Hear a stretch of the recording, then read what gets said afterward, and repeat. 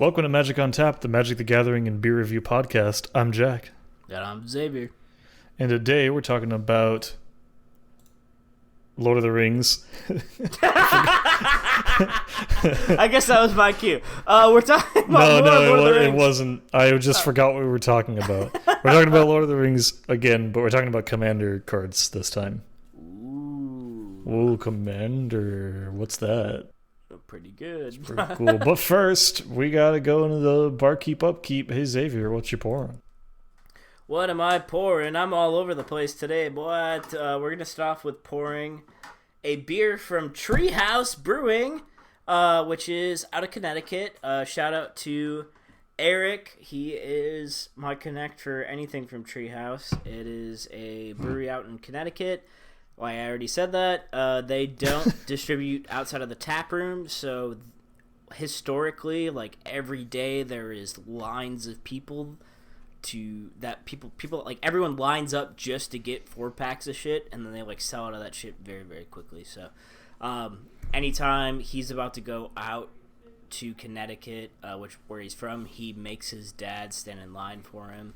And he like places his order ahead of time. And then he swipes some cans for me, so that's pretty dope. Nice. I will say it's a very good brewery if you're into New England style IPAs, which are hazy IPAs. I just appreciate anyone that is willing to stand in line to get me beer, so I'm just going to drink it anyway. This is called Very Hazy. It's an American double IPA, which makes sense because it's made from America, and it's made from America. It's made out of America. Yeah. Hey, it's our 4th of July episode. This bitch is made out of America. Yeah, hell yeah. It is 8.6% dog, and it says "Don't tread on me" on the can. It doesn't, but don't tread on it. That's what I got. It's a very hazy IPA. So I guess it's gonna be hazy. Cool. What do you got, buddy? I have 3 cans of Natto from Coronado Brewing Company. That's all I'm drinking. It's a Japanese lager, very ricey, pretty dry. It's good. If you haven't had it already, go buy some. So, hey, what's your first taste like?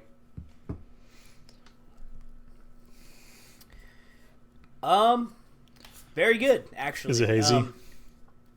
It is hazy. So I will say this. I am not a hazy drinker. Anyone that has listened to this show, I'm talking to you, our one listener, Gerard. Gerard the Completionist? No, Gerard Way, because I'm looking at a picture of a My Chemical Romance thing. Shout out to Gerard Way for listening to this.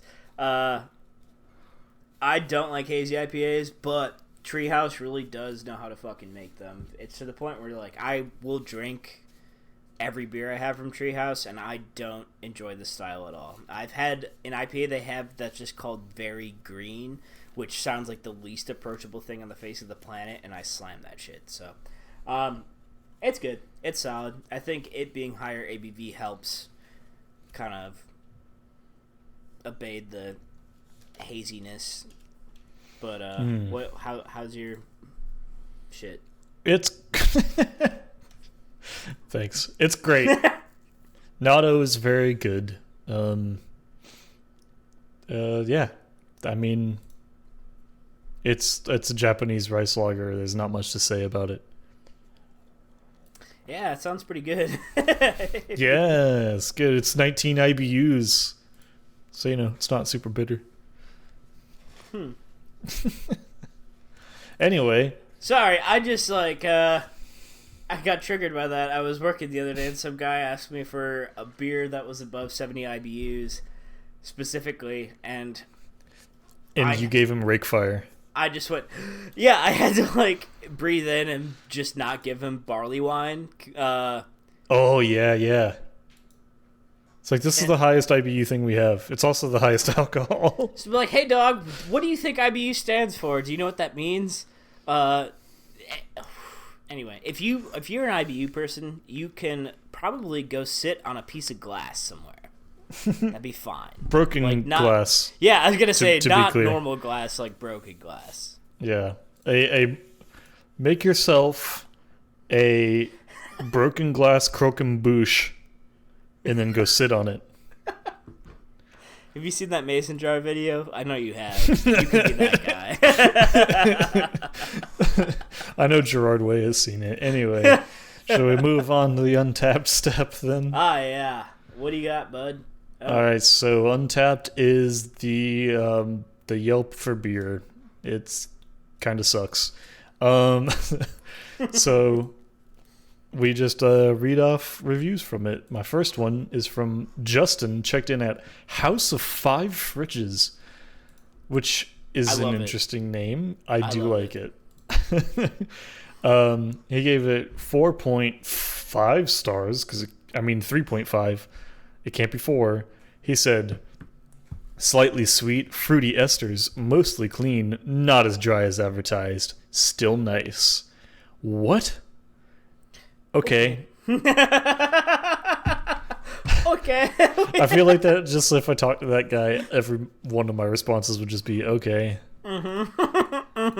Yeah, and it's like so milquetoast, I'm just going to move on. Josh, Untapped at Home, he says 3.25 stars and said, no flavor and a lot of flavor, but no distinct flavor.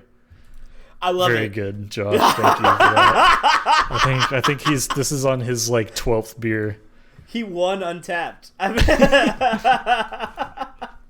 It's very coherent. Thank you.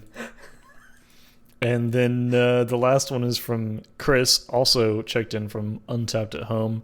He gave it 2.25 stars and said, our favorite.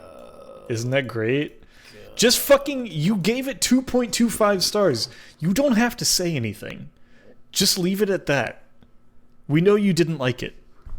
Yeah, right. I think that's what's annoying about it. More than anything, it's like, I get it. You just didn't like it. Like, why are you doing this? That goes from me ignoring you to me wanting to target you. I want to bully this guy. I want to cyberbully him.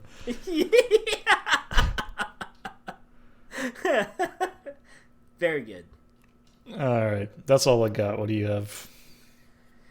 All right. My first one was written in German, so I went to C Translation, which is probably always, like, those are always my favorite reviews because the Google Translation fucks it up every single time. There's no way it doesn't. Just for context, this is from a person whose names I can't tell because I screenshot it in a way where I can't read the name. But it's Untapped at Home. It says 5 out of 5 stars. The text is as follows. You can't find better grill worn, 2 hearts, and a beer emoji. And yesterday, it was the clear 5A. 3 star-eyed emojis, tongue out emoji, 3 explosions, a bicep, and a beer. And that's it. Oh my god. This dude goes hard. Very good. Next one is from Jason, Untapped at Home, which I guarantee, yeah, all these are going to be Untapped at Home because if it's out of a can, it's at home because you can't get these anywhere else. Jason, Untapped at Home, 4.5 out of 5 stars. Wow, hadn't had Treehouse in a good while. Not green at all. I selected that for review because they literally have a beer called Very Green. Like they don't really care if it's green or not. That's like kind of the point. And then the next one is Matt A, Untapped at Home, 4.5 out of 5, and he says was in dire need of some haze, and that guy is someone that I would avoid at all costs. It's in dire need of haze. I don't know what happened to him in his life that he needs a hazy beer, but I don't trust him. I don't either. It's also worth mentioning that, like, I could actually pull it up and tell you what their average rating is, but Treehouse's average rating, and I'm spitballing based off what other people have told me, it's above 4 out of 5 stars. Like, it's fucking ridiculous. Their average rating is 4.33 out of 5, which is insane. Like 3.8 is good. If you're a brewery that like you're shooting for 3.8, to be 4.33 is fucking crazy for a brewery. Yeah. It's location, man. I mean, they're keeping all their reviews in house essentially. And also, I will say the one benefit about distributing straight out of your tap room to the consumer is that you have a really big oversight on the quality of your beer because it's being released under the conditions you want it to be released exactly. Yeah. Anyway, that's all I got. So, what's up? All right. Well, we can move on to the first main. Hey, we already said it, but we're talking about Lord of the Rings Commander. Or Tales of Middle-earth Commander. I don't know why it's called that, but... Oh, it is called that. Well, that's annoying. It's Lord of the fucking Rings. No, it's like the Game of Thrones thing, where it's like, it's not called Game of Thrones, it's called A Song of Ice and Fire. It's like, no, it's not called Lord of the Rings, it's called Tales of Middle-earth. Lord of the Rings is just the book. Well, see, that's more annoying because... The Tales of That's not true though. Ice are the books, and then or whatever the fuck. Anyway, suck my dick. How about that? Yeah, no, I mean that's not a real thing. That's like they made that up for magic, but like that's what it feels like they're doing. Yeah. Anyway, so hey, what do you think? I mean, fantastic. There's literally not a especially if we're talking about straight up like the pre-con sets, which this is. There's really not a bad pre-con that you could buy. I mean, I really enjoy these because I think this round of pre-cons in particular is I would have loved to start Magic now. I loved when I started playing Magic, but I could have easily started now and fell in love with it the same way I fell in love with it 12 years ago. You know what I mean? Yeah. I really like how these pre-cons present. I think you're really getting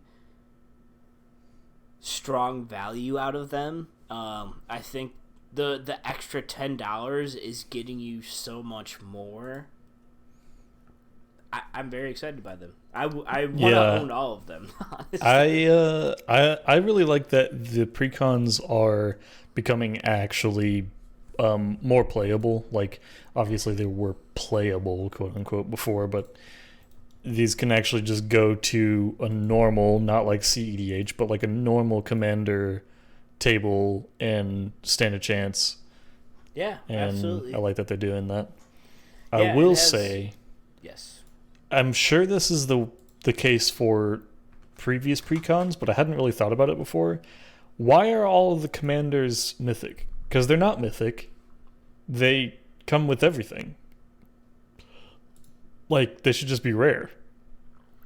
Because they're printed so much? Is that what you're saying? Right. They're not mythic rare. Like, I feel like rarity has degraded a lot, but, like... They're not mythic. I mean, if you think about it, if you're comparing it to packs, which is, I think, how that mythic rating started, there's probably way less precons printed than packs, so technically it is mythic. And yeah, I guess. I mean, and you know, like, from a Magic perspective, these are mythic level creatures just from like the amount they do for their value. That doesn't mean they're all good. I mean, there's definitely junk mythics. If we go back to what is that? March of the Machine with Numbnuts Gremlin guy. He was like a junk mythic at best. Yeah. But he does so much for his mana value that you can't print him for mythic. And that's kind of what it comes down to, because I'll argue that pretty much all these commanders should be mythic level. especially the food token deck, and we'll get to that a little bit more, but like that food token deck is fucking ridiculous. Aragorn is ridiculous. Yeah. Aragorn is ridiculous. No, that is a good point. I mean, they are mythic level power, so right. And yeah, it is like, it's vaguely annoying to be able to just buy a mythic like that. You know what I mean? Like, I get that because it almost cheapens it. We're like, whatever, mythic rare. Like, I can just go buy one and it's the commander of this deck that I already bought. Right. Like it's like you get a whole deck, you know? Right. Whereas you're buying a mythic card as a single, it's a little different, I guess. I don't know. I mean, I'm probably reading too much into it, but I don't know. Well, we're just old heads. It's like the thought of pulling a 2 to 3 color mythic out of a pack when we were playing when we first started is fucking. Oh my absurd. God! Yeah, you would cream like you. There's no. Well, I did, because when I pulled like Grimgrin, I fucking shat my pants. Yeah, right. You're like, fuck yeah! And but that's part of the fun of Magic, right? Like, the best part about Magic is pulling a card that's so fucking good you have to build a whole deck around it. And there is something that's kind of disappointing about being able to just buy those cards with a deck that's already built around it. Yeah, and you don't have to figure out like how things go together. And okay, so we're already on a tangent, but here's a tangent of the tangent of the tangent, because like actually the professor just brought this up recently, where the commanderification of Magic in general is a net negative, and like everything is so focused on Commander, and then you have cards that are printed essentially for Commander, but they're printed in standard sets, and like part of the fun of that came with the original concept of Commander was figuring out those weird or broken interactions in cards that were not intended to be played that way. Yeah, and we've talked about that on this podcast before, even, where it's just like everyone that plays Commander, that only plays Commander, started playing Standard or Modern or some 60-card format, and then you just found a card you wanted to fucking break, and it took too long to do it in those formats, and you're like, shit, how do I make this card work? And then we fell on, someone's like, what if we played singletons and it was 100 cards? Yeah. And you're like, oh shit, it'll definitely work then.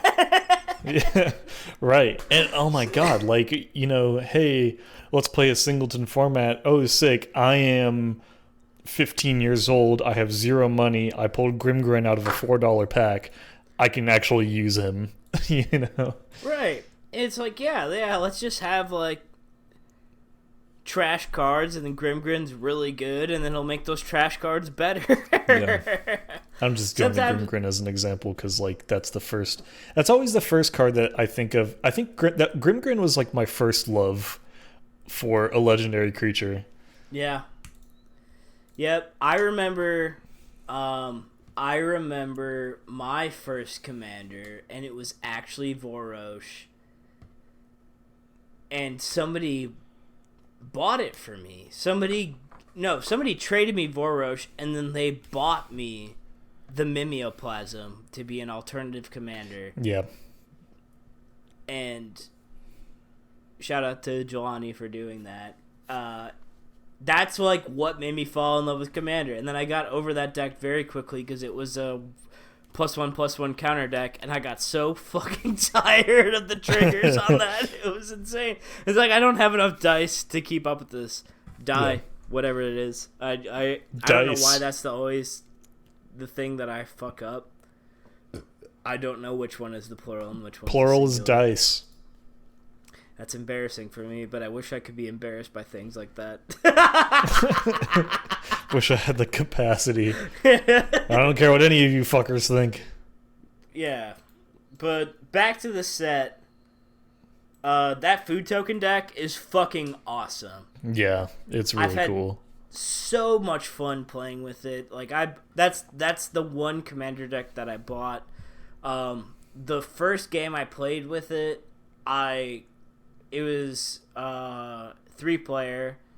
I got both opponents down to like, it was like 4 and 8 life, and then I got board wiped. I had no way to recover from it, but I don't know, the versatility in it, like you can do life gain, you can just focus on the token generation, you can go wide.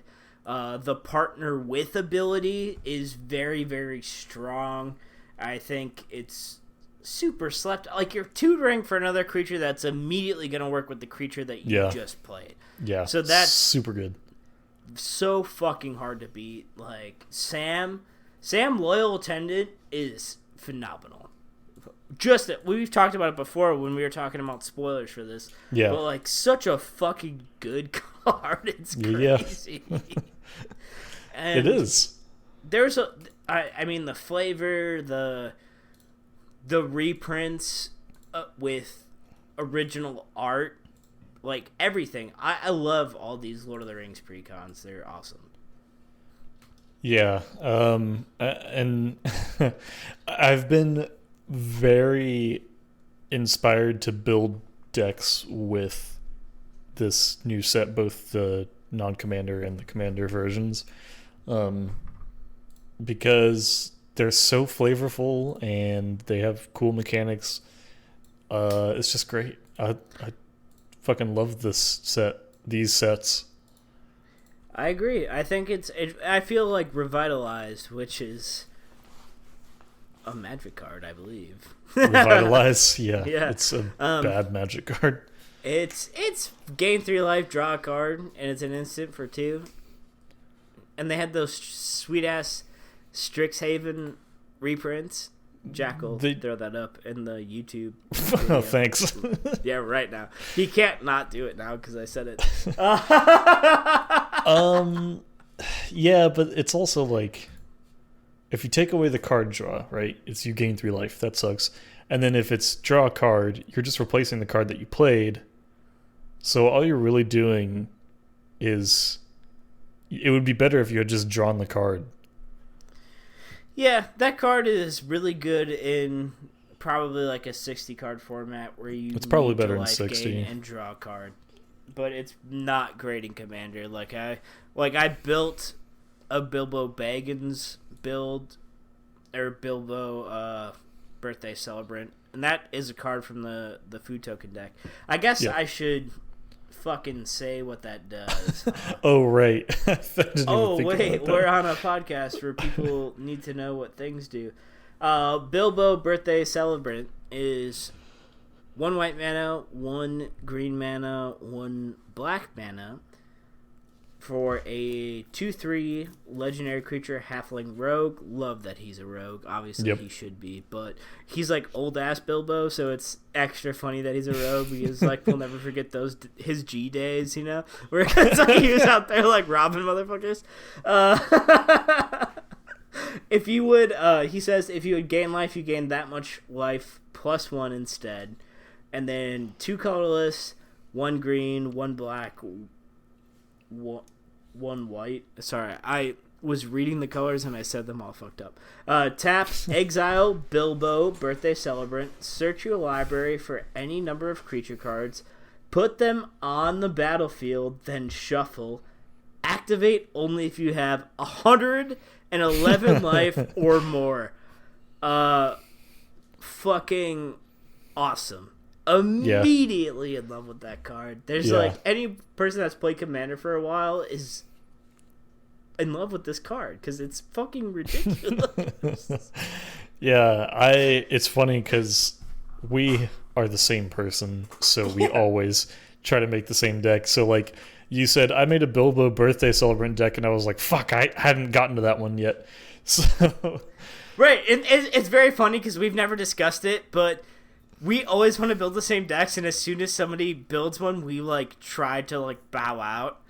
But I fully expect you and like other people in our play group to build the same deck, and I almost want to see which one works first. It's like you, me, and Adam all build the same shit all the Yeah, time. yeah, just like dumb shit. I think Brandon was working on a Bilbo deck too, because it's just like dumb. Yeah, You have to hit 111. Four-way Bilbo. I built mine and I got to 100, and I think I got to 101, and then I just capped off. Like I couldn't get any higher than that. And then I hit you in the face. Yeah, I just started getting punched. It was just like so close. Well, that's not happening anymore. It just made it longer for me to die, but I did die. So I don't know. It's just like, damn, that shit's so cool. It's so flavor. They focus so much on flavor. Yeah. That actual magic mechanics, like what's very valuable, almost went to the wayside. But that's like what we loved about Magic, is that. Yeah, I don't think they did. I mean, like they worked so hard on making it flavorful that the abilities actually reflect that, and I think that is like what makes us love Magic, is like, yes, oh, right. That's so cool. You know, the ability reflects the card, and if you have something that's just, you know, Felidar Sovereign, if you have 50 or more life, you win the game or whatever. It's like, okay, you know, what's the fucking point? Right, yeah. Like, nobody, like, anyone that's playing Bilbo as their commander should run Felidar Sovereign, but we're not gonna fucking run. I'm not gonna run Felidar Sovereign. That's not the point. I know. Instead, I'm running Dinosaur and Vampire Lady in my deck. I don't know their names because it's so long, but you know. Oh, wait. Dinosaur and Vampire. It's Galta. Yes. Galta and Vampire Lady. Like, I'm running that in my deck because that's the card that I want to hit when I tutor for every single big fatty in my deck and dump it out. Yeah, Maverin. Yeah. I'm pretty Galta sure that's a and dude. Maverin. It is a dude. Whatever. Who cares? They're vampires. They're all androgynous. Yeah, right. Vampires are always androgynous. They're alive for forever, so like nothing matters. Yeah. So fuck them. Yeah, fuck them. I really wanted to make a Lord of the Nazgul deck. So I'll read it out. It's black, blue, and 3 for a 4/3 Wraith Noble. Flying. Wraiths you control have protection from ring bearers, flavor, and whenever you cast an instant or sorcery, create a 3/3 black Wraith creature token with menace. Then, if you control 9 or more Wraiths you control have base power and toughness 9/9 until end of turn. Okay. Let me point out that the uncommon Nazgul say they get a +1/+1 counter whenever a Wraith enters the battlefield. So, yeah. Oh, no, sorry. It's when it enters the battlefield, the ring tempts you, and whenever the ring tempts you, put a +1/+1 counter on each Wraith you control. So you can have 9 Nazgul, fucking flavor, in a deck. Oh my god, I'm so gassy. And then you make Wraiths. And then you make Wraiths. So, fucking very good. But,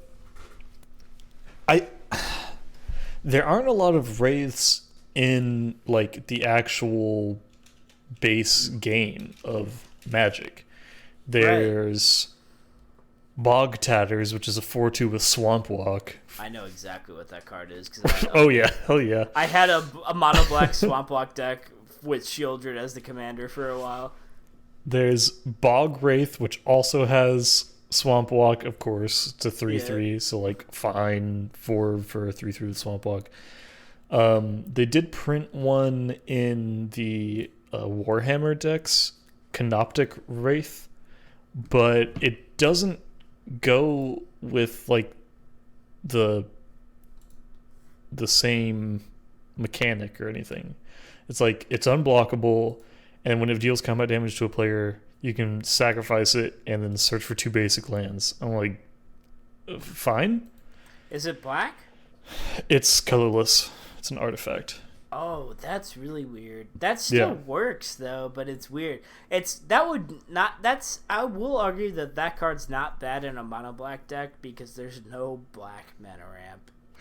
Yeah, I mean, you can find some. Oh, it is a little bit of ramp, and it's permanent ramp. It's not like, fucking, what's pay 1 black, get 3 black mana. Yeah, Dark Ritual. Dark Ritual. Like, I don't know how I forgot that. So like, and then there's 1, 2, 3. There are 3 other wraiths, which I'm not even gonna bother reading. So like, I don't know. I'm still kind of on the fence about it, but I really like the card itself. Lord of the Nazgul itself is really cool. That it seems very fun because it's almost like a different mechanic for blue black. Like, you don't see it almost wants to be a go wide strategy, and that's just not something that you see in those colors. So it is very interesting. And the have protection from ring bearers is cool as fuck. And I love that. If anyone that you're playing with hasn't built a deck that cares about being a ring bearer, just tangentially, like, being a ring bearer is great. There's literally no downside to being tempted by the ring. Yeah, it's such a good mechanic that, like, I don't give a fuck. I'll pay 1 more extra mana just to be tempted by the ring because that gets me more options down the road. Yeah. And then this is like, oh, you're playing a Ring Timpsu deck? Okay. Suck my... Take this. Yeah. So, you've got a bunch of Nazgul with +1/+1 counters, and they get base power and toughness 9/9, so, like, yeah. It's pretty... Like, creature strategies, like you said, are not very common in that color combination, so might still do it.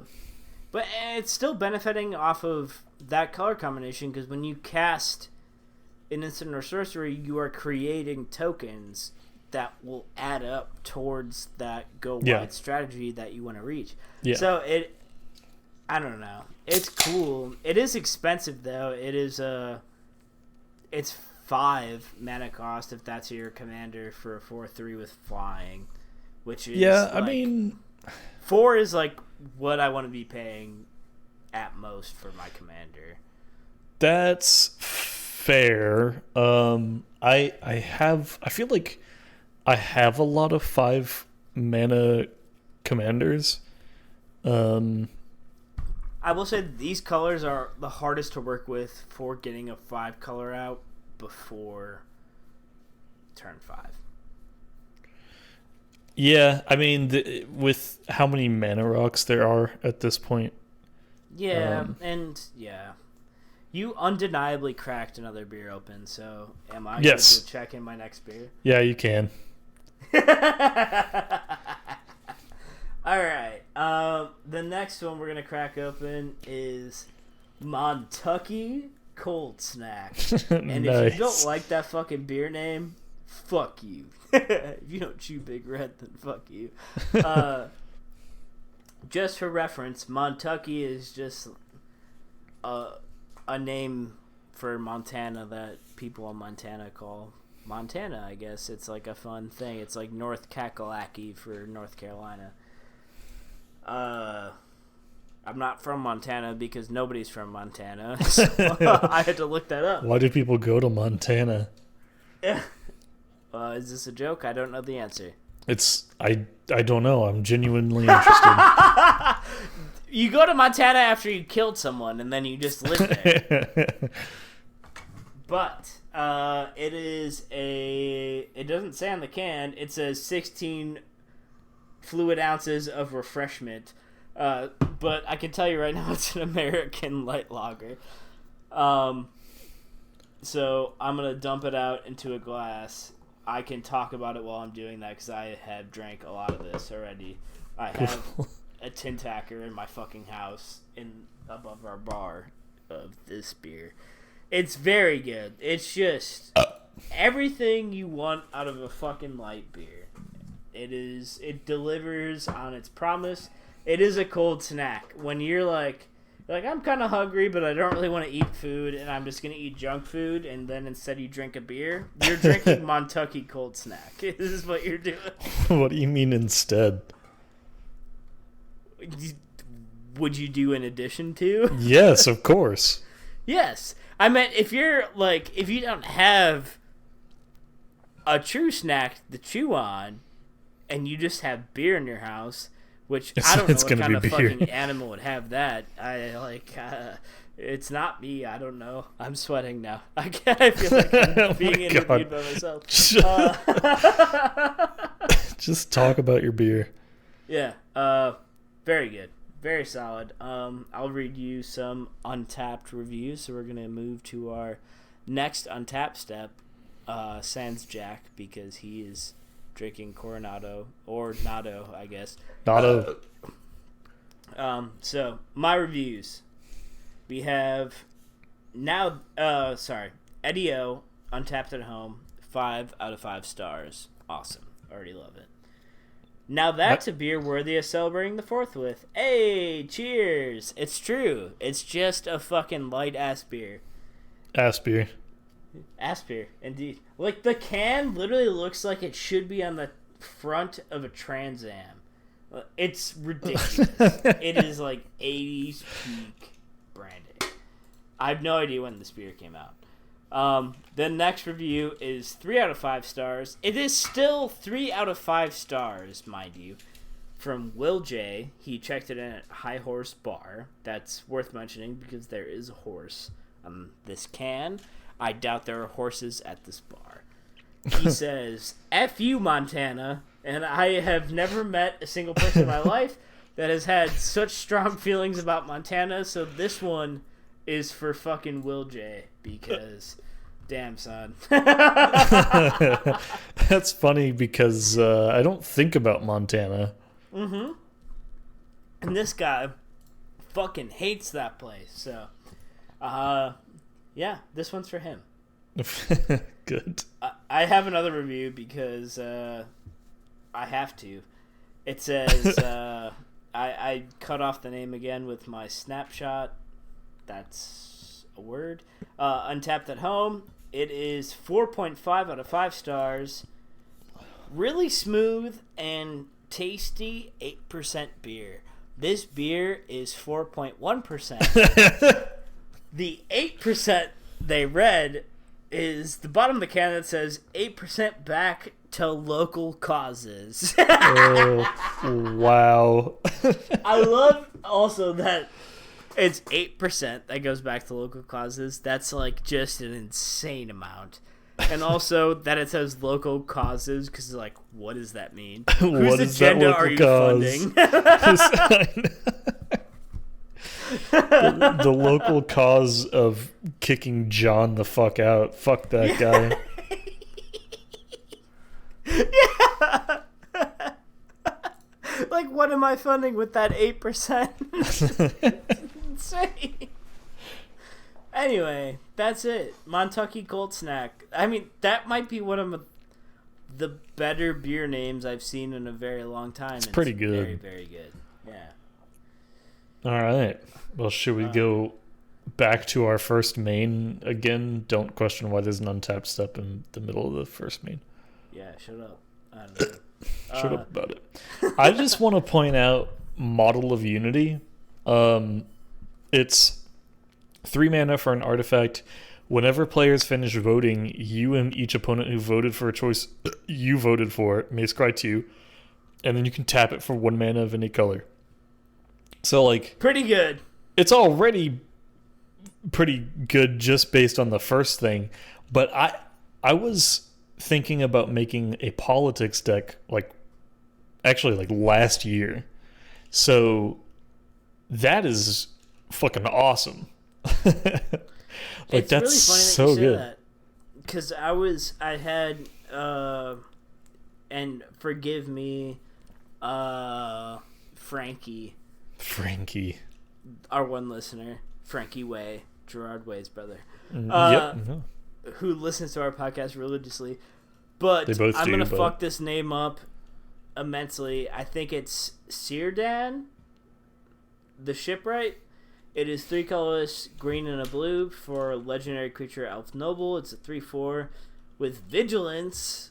Whenever Círdan, the shipwright, enters the battlefield or attacks, each player secretly votes for a player. Then those votes are revealed. Each player draws a card for each vote they received. Each player who received no votes may put a permanent card from their hand onto the battlefield.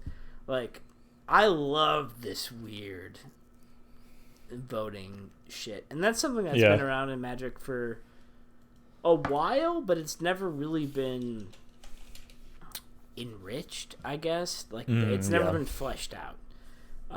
It would be hilarious to have a deck that only cared about votes. I would love to make that.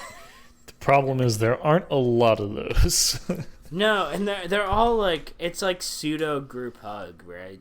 Like, it's the vote stuff. A lot of it happened in Battle Bond, I want to say, with like.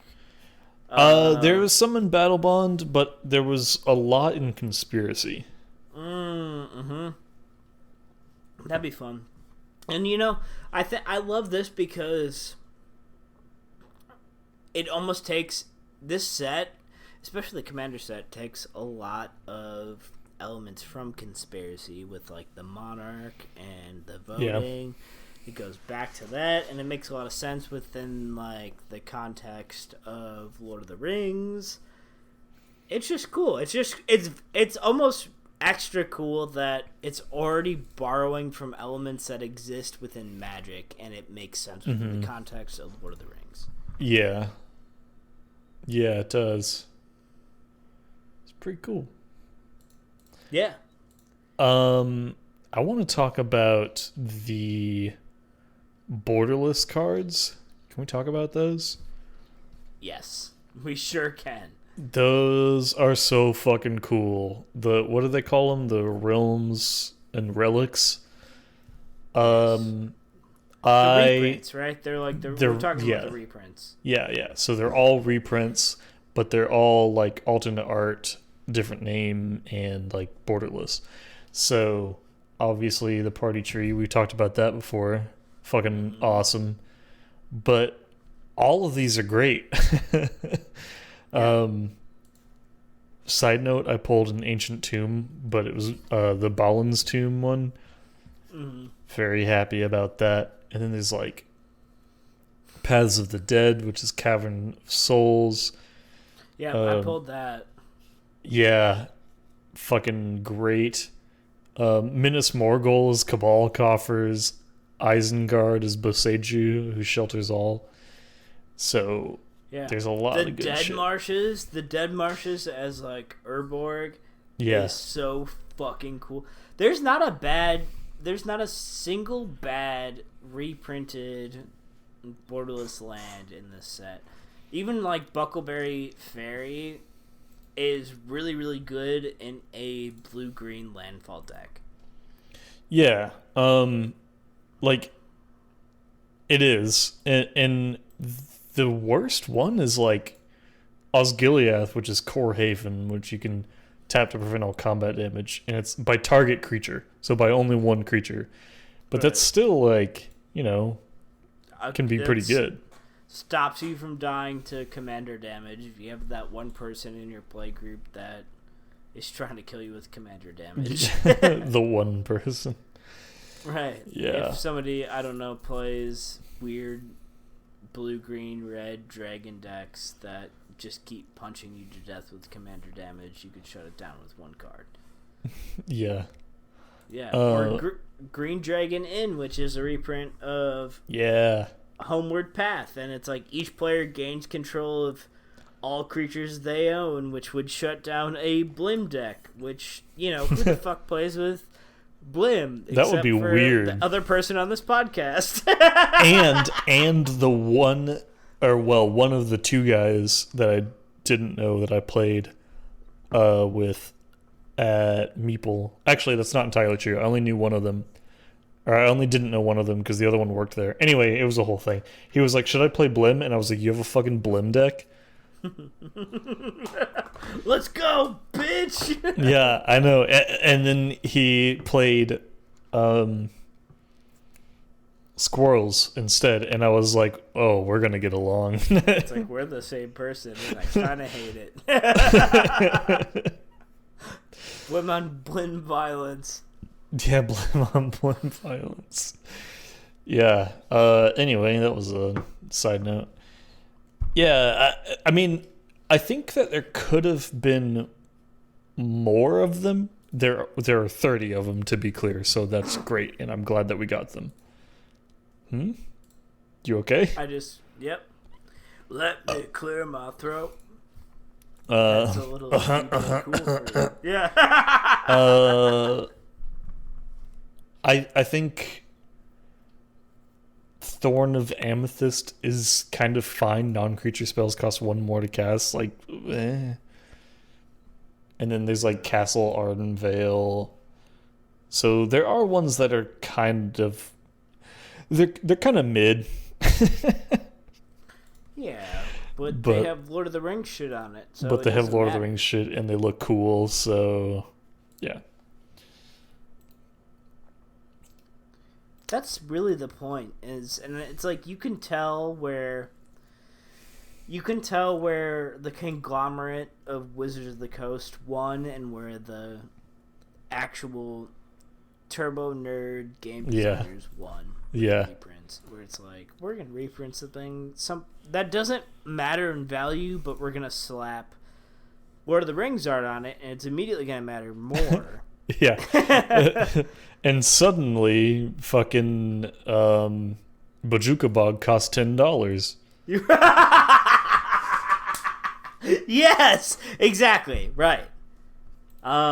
So, I honestly, I really enjoy this set, both like the Commander cards and the main set, because this really feels like the nerds that we all want to believe exist at Wizards of the Coast went to bat for us. Like, it's like they like gave up hours of their life and bonuses to just make this set happen. And I really like. I don't think that's true. I hope to God that's not true. But either way, I appreciate the shit out of it. Like, this is very good. I really, really appreciate it. Yeah, it's fucking awesome. And these are going into... Like, I might not buy other versions of these cards ever again. Yeah, so right. Like, even, like, go for the throat with, like, Gollum, and then you just see like Frodo or Sam's hands like reaching up to stop him like from trying to strangle him. Like, it's so fucking oh god, why would you buy any other version? I know, it's so good. It's so good. And like just all of the iconic cards that they've printed with the Lord of the Rings art. I mean, right. Like, just fucking yeah. To name some more, obviously there's Go for the Throat. Feed the Swarm is another black one. Reanimate. Sanguine Bond, which I'm definitely gonna have to get for my my Post Malone deck. That's in the food deck. It's very good. Yeah. Just all of them. All of them are iconic. Yeah, like Anger. Like they reprinted some absolute classic monocolored staples, and all of the art is great. Like we were talking about when we talked about the Warhammer stuff, we were like, the art's not that good. Like, a lot of it's kind of boring, or it's all the same thing. But like, all of the art on these is awesome. Right? Like, you have normal Blasphemous Act, or you could have Blasphemous Act that has Treebeard being pissed off, and then it's got a quote from Treebeard on it. Like, which one are you going to take? Yeah. Are you going to have normal Anger, or are you going to have, like, really dope Lord of the Rings Anger, or Faithless Looting that has, like...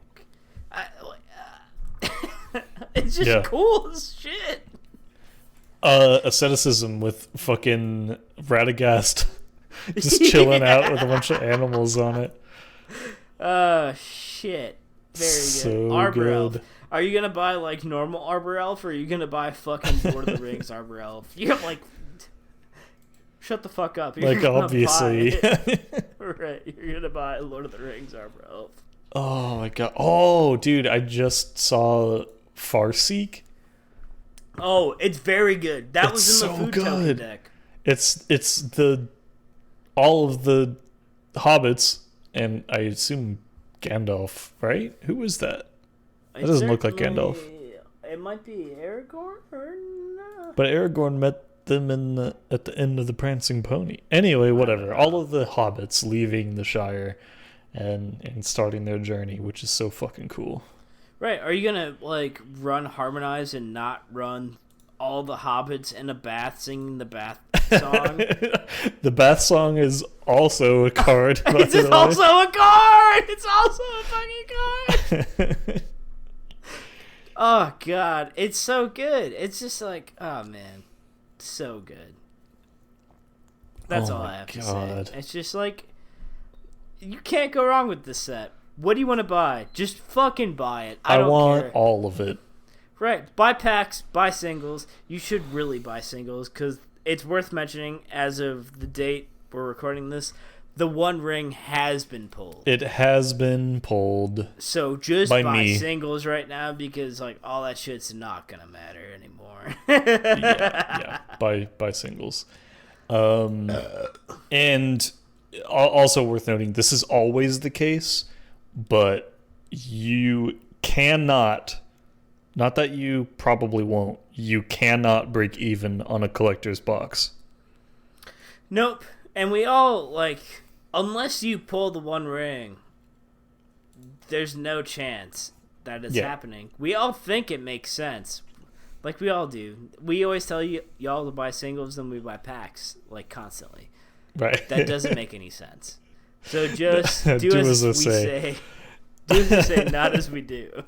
Yeah, because like I obviously I bought a bunch of boxes of collector boosters, and it's partly Of because course. right, of course. It's partly because the One Ring was out there, like, you know, who fucking knows where it is. But also, like, when you go to a casino, you set aside, okay, I'm willing to spend this much money, and then I'm done. Right? You're like, all right, this is entertainment. I'm not expecting to get anything back, you know. So, but if I do, if I do, it's great. You know, if I had pulled like a fucking serialized Soul Ring, I would have shat my pants, but I didn't. But it was like, that's the mentality that I have going into it. I'm like, this will be fun. I like cracking packs. I like seeing what I get out of them. And if you are opening packs in order to try to pull something, don't do that. Right. And the worst part about Magic is it's worse than going to a casino, because when you lose at a casino, you just fucking lose. In Magic, when you buy a box of cards, you're probably going to pull a bunch of good shit that you can still use or you can still sell, and you still think you're getting value out of it. But it's depreciating because you're never gonna make as much as you spent. You will not. There's no fucking way. Unless you pull the One Ring. And the only, like, let's be honest, everyone knew the person that was going to pull the One Ring was going to be a collectible auctioneer house. Like, somebody that fucking sold that shit. Or it'd be Post Malone. Like, we all know, like, somebody like Post Malone's going to end up with that fucking ring. Yeah. It's going to go to an auctioneer house, which it did. Some fucking dude like Post Malone's gonna goddamn buy it, and then like it's you and me and whoever is not gonna get that shit. There's no fucking way. But there was a chance. Yeah, and that's the trap that that Wizards wants to set for us. I did enjoy the whole, everybody's talking about the One Ring, even like people outside of Magic, and like it was a big deal. But I hope they don't try to recreate that in later sets. Like, it was Right. special, and it's going to be not special if they keep trying to do it. Right. I totally agree. I think this was the wad they blew. Like, I don't know. I'm struggling to find a better way to describe that, but I can't because, I mean, it's Lord of the Rings. Like, having one printing of the One Ring makes so much sense. Mm-hmm. Yeah. There's nothing else that I can think of that makes sense or is going to matter as much. And you know what? Good on Wizards if they conned some fucking people that bought this shit just to make money and then they, like, read the cards and fell in love with it. Good on them if they, like, trick some idiots into spending more money on cardboard like we all do. You know? And it's like, I hope their fan base grew as a result. But, like, if they try and recreate that with anything else, yeah, fuck you. There's no way. Yeah. Well, shall we move on to the second main 1 hour into this? Oh, yeah. That's a long time. Yes. Hey, Xavier. Yeah. What's brewing? What am I brewing? Let Wow. me tell you.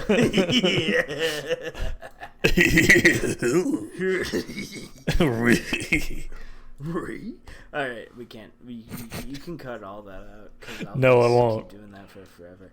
I'm brewing a deck I've decided to change it to World Slayer San. And it's it is a just World spat Slayer deck. beer out of my nose.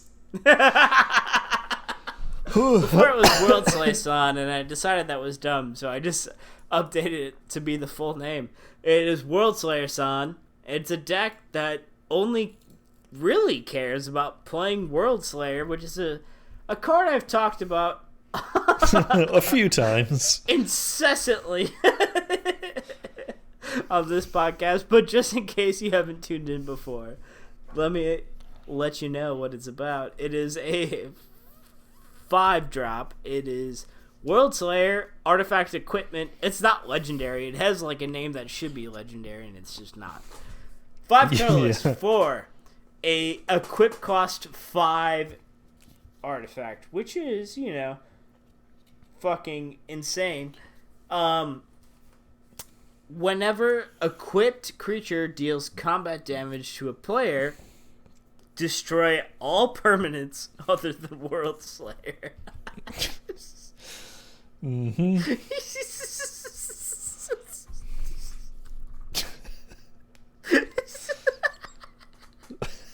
Wow. It's so bad. It's just like there's no benefit. You have to build a whole deck around it to make it benefit you.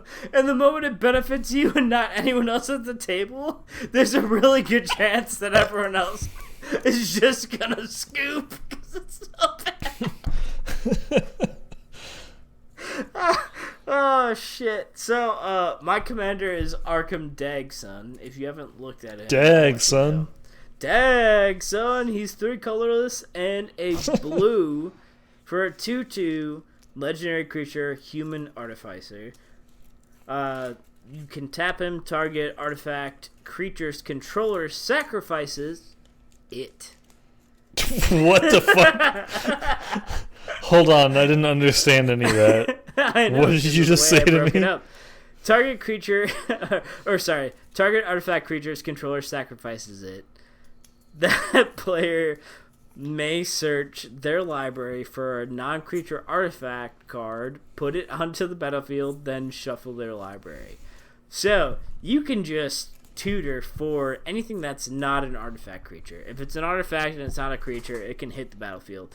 Darksteel Forge, like, yeah, whatever.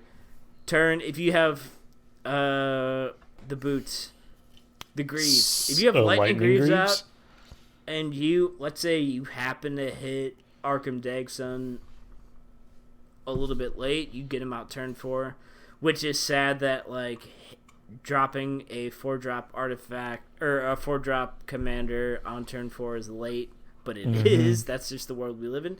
So you drop him on turn 4, but then you have Lightning Greaves out. You equip it for 0. He has haste. Dump some shit out. You could potentially turn 4 Darksteel Forge, which gives all your artifact. It gives just artifacts indestructible. Fantastic. Yeah, no, right? it is your artifacts, right? Yes, it is your artifacts. It's not all artifacts. It's not like Mycosynth Lattice that makes everyone's shit artifacts. And that's another benefit of running blue with this, is that I'm not running Mycosynth Lattice. I'm running Encroaching Mycosynth, which is worse or better. Really depends what you want out of a deck. It makes non-land permanents you control artifacts in addition to their other types. So Mycosynth Lattice makes everything artifacts for everyone. This is just you as a player.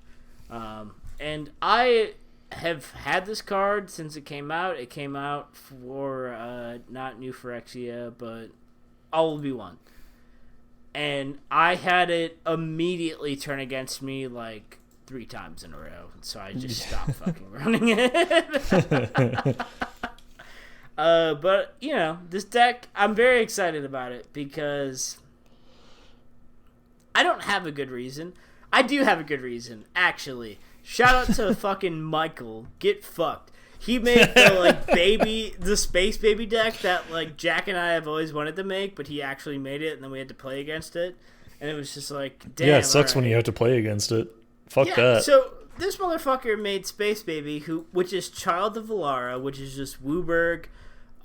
When Child of Valara leaves the battle, and I'm just shooting off the hip. I don't exactly know. When it dies, you destroy all non-land permanents. All non-land permanents. So he fucking, and it's like a 5/5 with trample.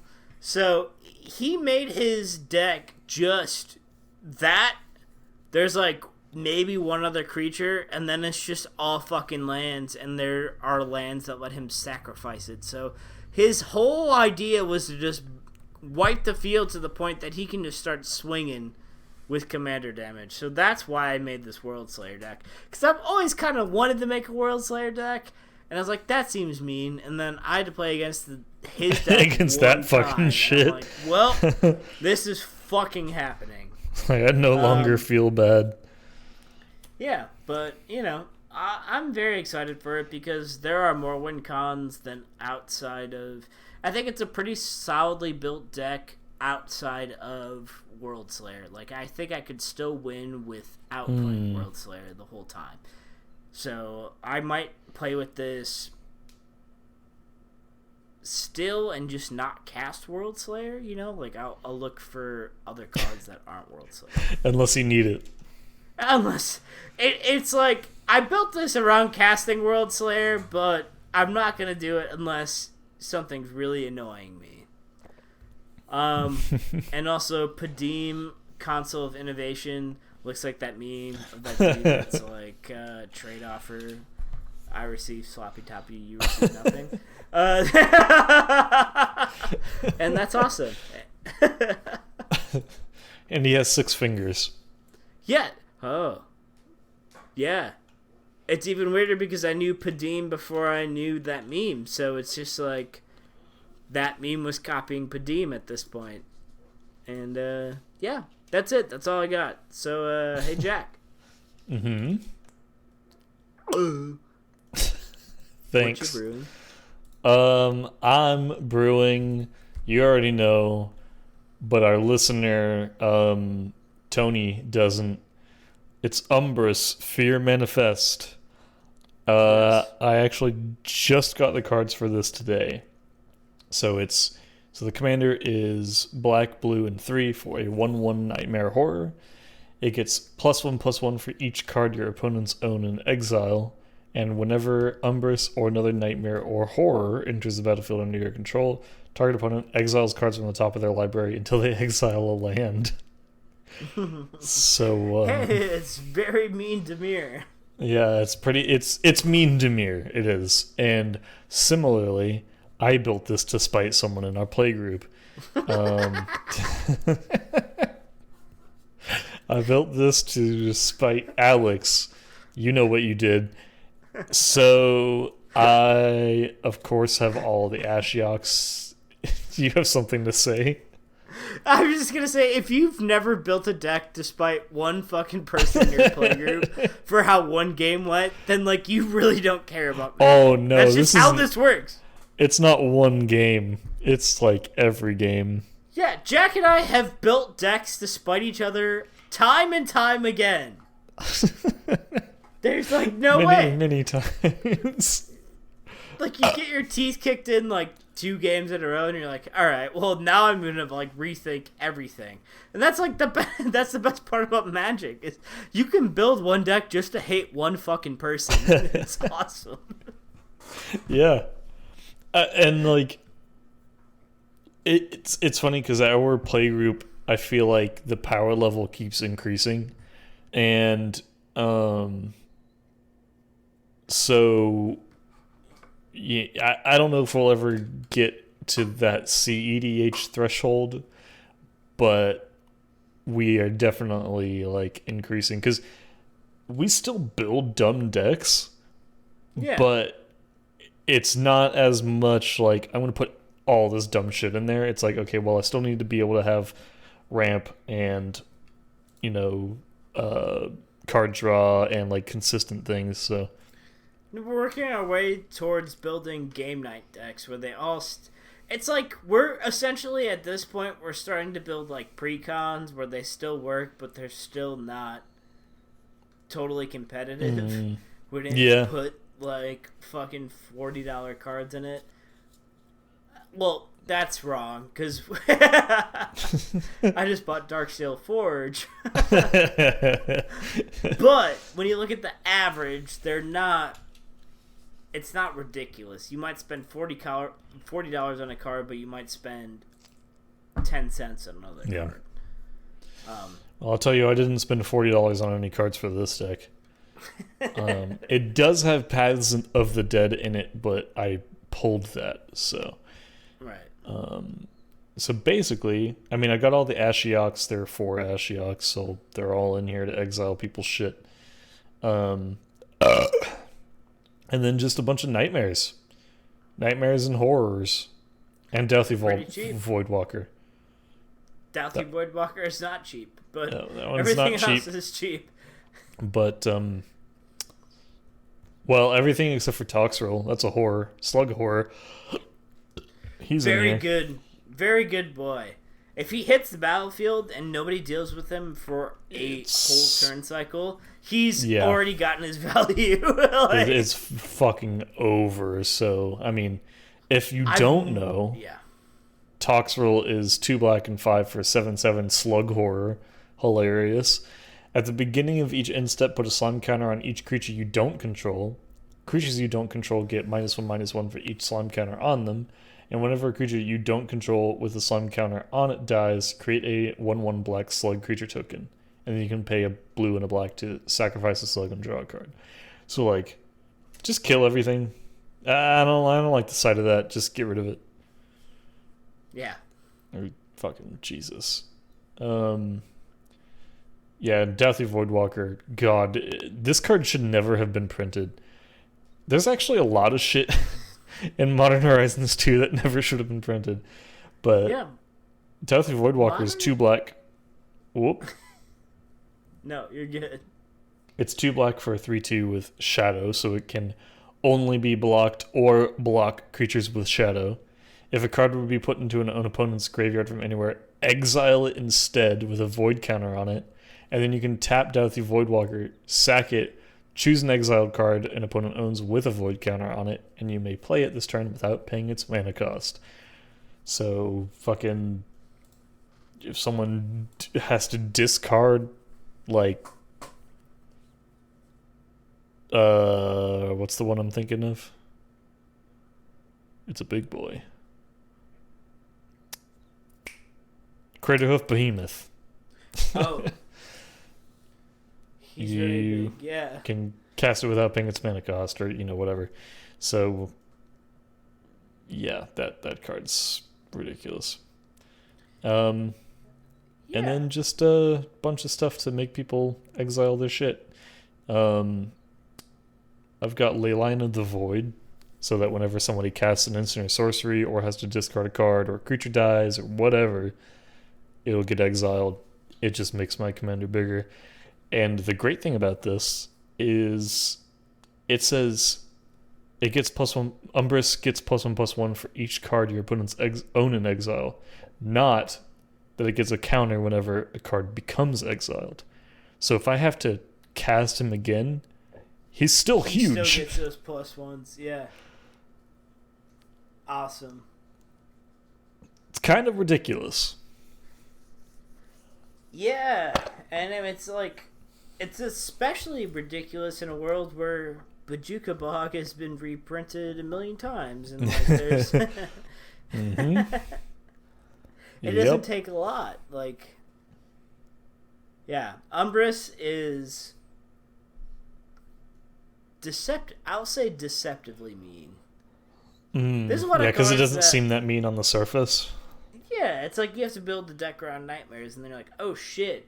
Actually, there's a lot of really good nightmares and horrors. There are a lot of good nightmares and horrors, and then Umbrus gets bigger every time I play one, and I'm exiling shit from people's libraries, so it's giving a disadvantage to them. It's just it's mean. Yeah, and we exist in a world where a Maskwood Nexus and all the tribal artifacts have been reprinted, and it's just like, hey.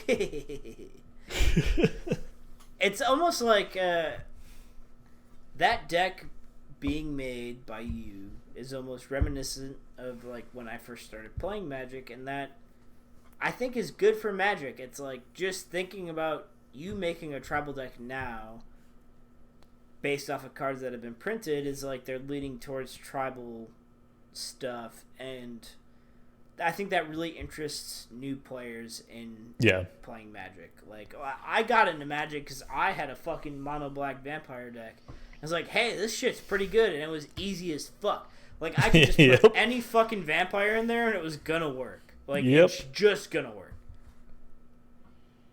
So vampires are a little bit more complicated now because with blood tokens and shit. Yeah, well, they can be black-red, they can be black-white, they can be mono-black. Like, there's too much. I'll say it's been diluted, but before, like, mono-black vampires was a pretty strong set to be running. It was like mono-black vampires and mono-red goblins and mono-black zombies.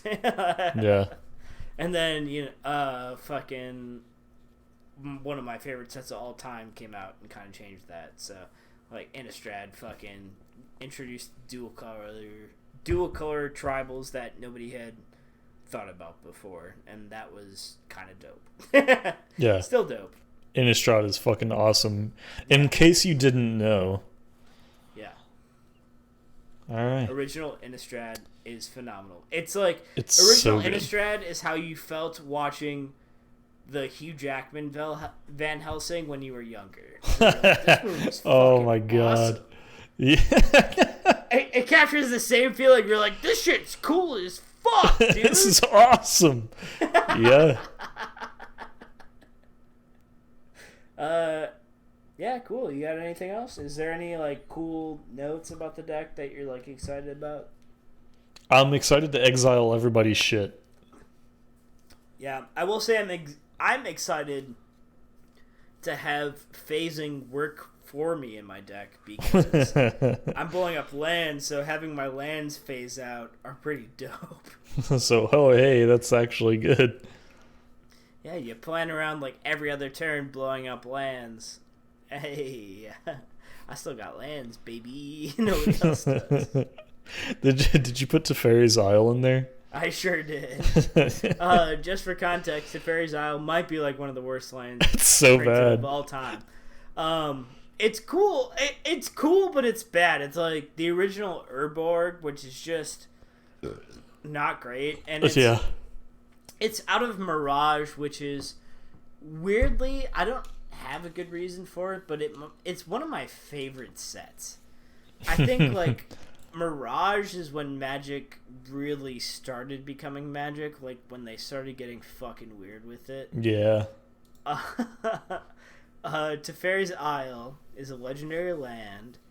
It has phasing, which means like you play it, your next untap step, it just stops existing. It's on the battlefield still technically. It doesn't go into exile. It just like you can't do anything about it. It's just there. Yeah. Did you say it enters untapped?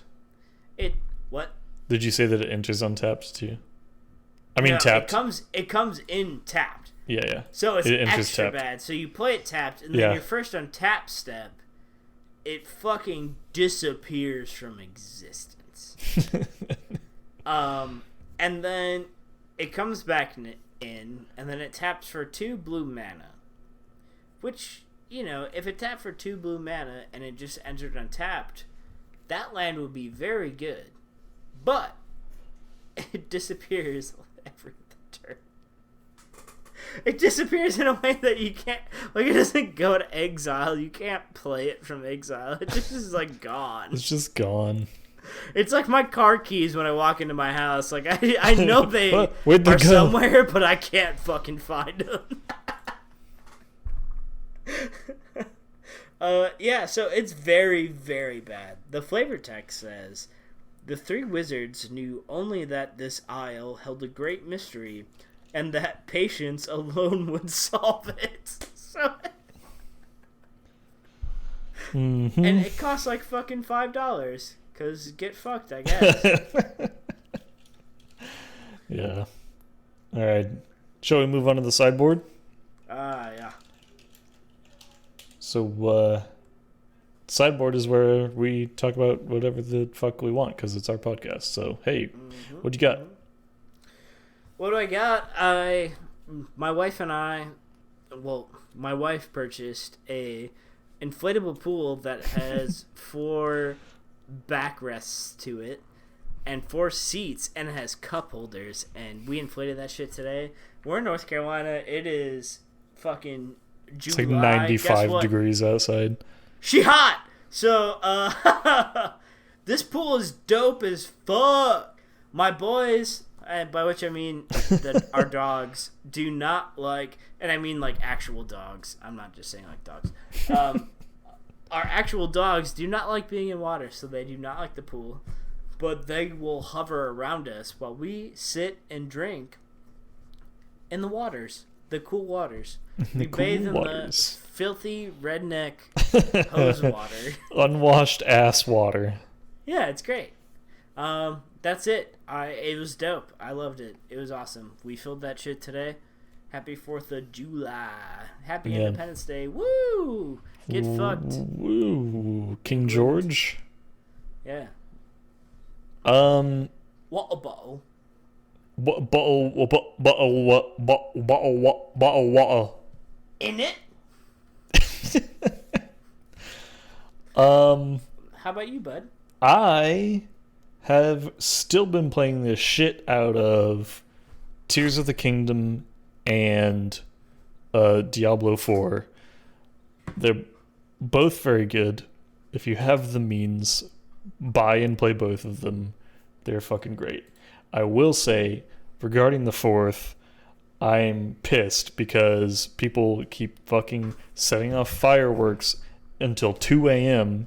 And I'm like, it's not even the 4th, y'all. If I would understand more if it were, but it's not. Yeah, my dogs hate that shit, and it makes my life hard. Fuck you for making my life hard. And I'm pretty sure my neighbor was just firing a gun into the air right outside our bedroom window last night, so that's pretty cool. So yeah, pretty fucking awesome. I did see a funny post that was like, this is some idiot's last weekend with all 10 fingers. End step? We should go to the end step, eh? So the end step is like where we just plug our socials. So follow us at Magic on Tap, literally everywhere. It's worth mentioning that we do post the decks that we talk about in Moxfield. For the most Moxfield. part. Yeah. Yes. I haven't posted mine, but I will. Yeah, I posted World Slayer Son in there. And I've posted. We haven't labeled like whose deck is whose on there. It's Moxfield is pretty user friendly. I was a diehard Scryfall guy for a long time for deck building. I have since converted to Moxfield. It's nice. It's very easy to do. So follow us on Moxfield. Follow us on Instagram. We post, in theory, on there. We post our Untapped reviews as Magic cards, in theory, as well. So follow us at Magic Untapped on everything. On everything. Yes. Yeah. And that's all I got. Yeah. Thanks for listening. Thanks for listening, and Urabrask may suspect our surveillance, but he cannot stop it.